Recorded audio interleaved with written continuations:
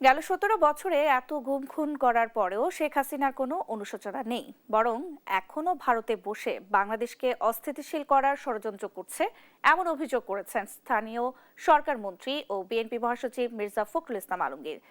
রাজধানী আগারগাঁয়ে মায়ের ডাক আয়োজিত অনুষ্ঠানে যোগ দিয়ে এমন অভিযোগ করেন তিনি। বলেন, শেখ হাসিনা নিজের ক্ষমতা ধরে রাখতে বিরোধী দল দমনে অসংখ্য গুম খুন করেছে।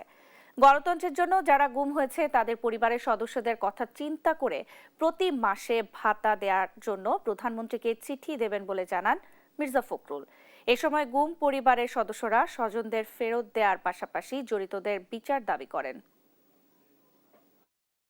আজকে সেই ফ্যাসিস্ট মহিলা বিদেশে বসে এতটুকু অনুশোচনা নেই, সমানে বাংলাদেশ কেন স্থিতিশীল করার চেষ্টা করছে, যেটাকে আমি মনে করি যে এটা একটা ক্রিমিনাল অফেন্স।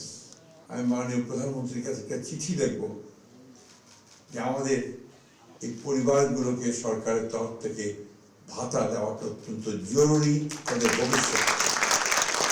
এটাতে আমাদের ফোকাসটা এখন হওয়া উচিত, আগে পরিবারগুলোকে বাঁচাতে হবে।